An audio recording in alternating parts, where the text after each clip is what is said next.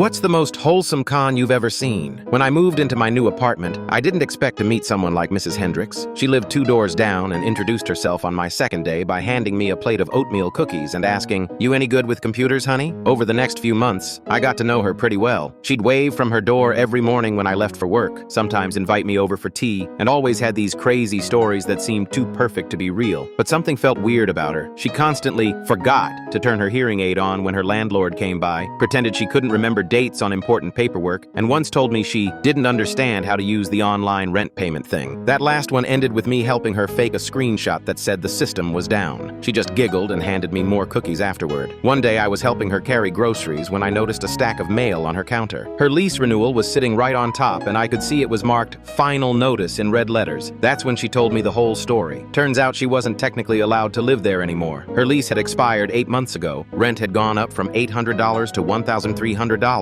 And her name wasn't even on the new contract. But instead of leaving like everyone else in the building, she'd been playing the system like a chess master. She showed me this whole folder of stuff she'd been doing, mailing checks with the wrong dates written on them, pretending to be different relatives over email when the office called. She even showed up to the leasing office once dressed as her twin sister, complete with a different wig and everything. I couldn't believe it. The best part was how she studied the office workers. She had this little notebook where she wrote down who worked there, when they quit, who got promoted, all that stuff. She used it to submit paperwork to managers who didn't even work there anymore, knowing it would get lost in the shuffle. When I asked her why she was doing all this, she got really serious for the first time since I'd known her. She walked me to her window and pointed down the street. "See that coffee shop that used to be a laundromat, that used to serve families who lived here for 20 years? See that boutique that used to be a corner store? Mrs. Martinez ran that place, raised 4 kids upstairs, all gone now." She told me about how the building used to be filled with families, immigrants, seniors on fixed incomes, normal people who'd lived there for years. But once the renovation started, the rents tripled overnight. Everyone got forced out except her. "So yeah," she said, "charging $1,300 for a 1-bedroom with no elevator and mice in the walls might be legal, but it sure ain't right." That's when I realized what she was really doing. This wasn't some scam for free rent. It was quiet resistance. She was the last person standing from before the whole neighborhood got gentrified, and she was fighting back the only way she could, by being a sweet old lady who didn't understand modern technology. I started helping her after that. We built this whole system tracking which employees worked, which shifts at the rental office, who was new, who was about to quit. Whenever someone new started, Mrs. Hendricks would submit old paperwork to them, claiming it got lost in the transition. New employees always just processed it without asking questions. She stayed in that apartment for 2 more years completely rent-free. When she finally decided to move in with her daughter in Florida, she threw this huge goodbye party for the whole building. Everyone came, even people who didn't really know her. As she was packing up, she handed me that notebook with all her research in it. "Just in case you ever need to fight the system," she winked.